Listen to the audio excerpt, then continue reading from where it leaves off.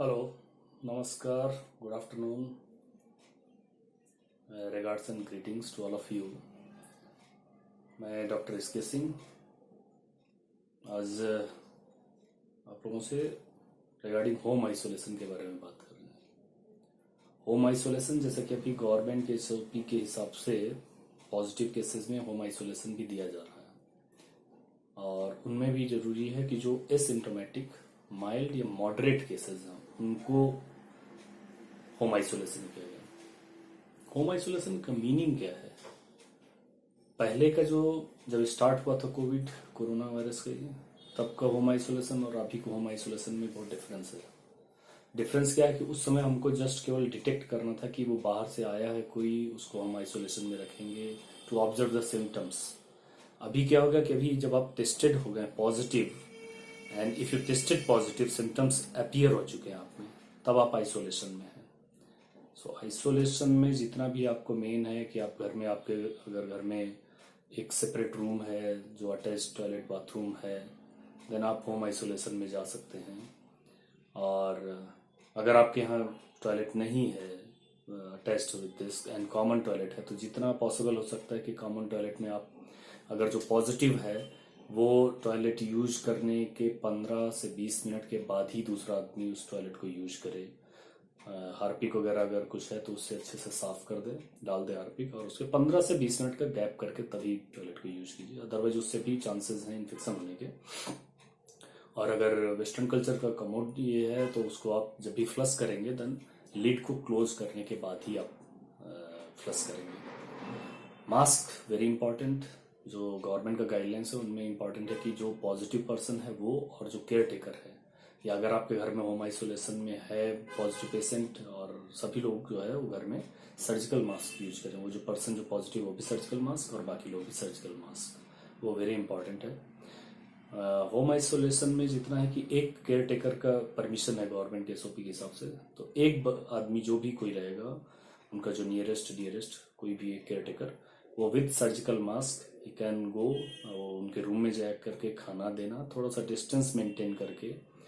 वो normally home isolation को अगर ये देखा जाएगा जितना भी हो सकता है, this is a type of physical isolation, not the social isolation. ऐसा नहीं कि आपने उनको बंद कर दिया और उनसे कोई कांटेक्ट नहीं है, सो वैसा नहीं करना है। This is a physical isolation not social isolation, please try to understand.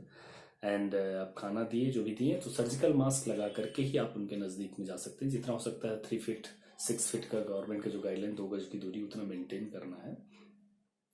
और ऐसे करके आपको नॉर्मली जैसे जिस दिन भी आपको होम आइसोलेशन मिलता है उससे लेकर के 10 दिन तक आपको होम आइसोलेशन में है। अगर 10 दिन से लास्ट 3 डेज में कोई सिम्टम नहीं है, जैसे आपको ब्रीदिंग प्रॉब्लम नहीं है, कोई आपका ऑक्सीजन सेचुरेशन सही है, आपका कफ नहीं है, आपको फीवर नहीं है, देन आप विद सर्जिकल मास्क, फिर उसके होम आइसोलेशन के बाद फिर आपको 7 डेज के लिए होम क्वारंटीन कहा जाता है। क्वारंटाइन वो आपको 7 डेज फिर रहना है। उसमें क्या है कि उसमें आप घर के लोगों से मिल सकते हैं, घर के बाहर नहीं जा पाएंगे, घर के लोगों से मिलिए बट विद सर्जिकल मास्क। आप मास्क यूज करके घर के लोगों से मिलिए, कोई नहीं, बिकॉज 9 दिन 10 दिन के बाद जो बॉडी में वायरस होता है वो रेप्लिकेट नहीं करता। ऐसे बहुत सारी स्टडीज और रिसर्च उनसे पता चला है, तो कंफर्म ही है वो, क्योंकि सीडीसी का गाइडलाइन, डब्ल्यूएचओ का guideline, even ministry of health का भी गाइडलाइन है कि after 10 days you are not infectious, you can meet with your family members with surgical mask, universal masking.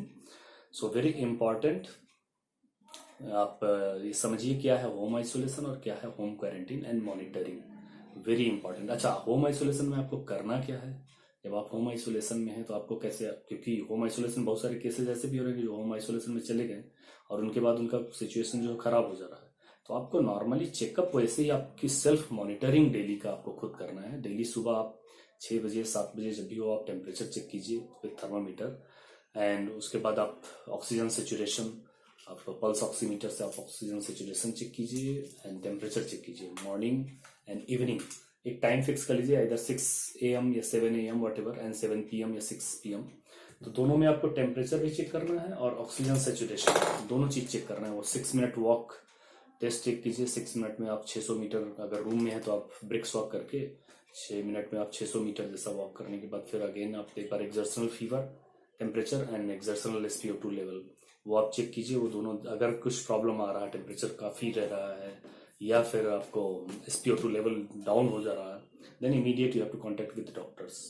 Very important, because वैसे केसेस में आप home isolation में हैं, किसी को कुछ पता भी नहीं चल पाया और आपको प्रॉब्लम्स ज़्यादा हो सकती है, निमोनिया हो सकता फॉर्म हो गया या सिचुएशन ज़्यादा वर्स हो गई, देन वो इमीडिएट ऑक्सीजन का जरूरत पड़ेगा। इसलिए प्लीज़ अपने आप को मॉनिटरिंग करना सीखिए, ये बहुत ही इंपॉर्टेंट है। एंड बाकी और कुछ नहीं, जितना हो सकता surgical mask, hand washing and physical distancing. देखिए हमको विश्वास हमको करना होगा अपना नेचुरल वैक्सीन पर। वैक्सीन जो भी अभी वैक्सीन पर काम चल रहा है वो इतना स्पीडी वे में काम चल रहा है, और ये मेरा अपना पर्सनल भी मानना है कि ये जो भी हो रहा है वो देखिए गवर्नमेंट अपना ही नहीं करता, तो सब प्राइवेट से चलता है। तो वैक्सीन आएंगी, कितना इफेक्टिव होंगी ये किसी को नहीं मालूम है, कितना तेजी के साथ सेकेंड एंड थर्ड ट्रायल भी एक ही साथ में चल रहा है, तो वो आइडिया नहीं है। एंड आएगा भी, आप वैक्सीन ले लिए तो कितना दिन के लिए इफेक्टिव होगा नोबडी नोज।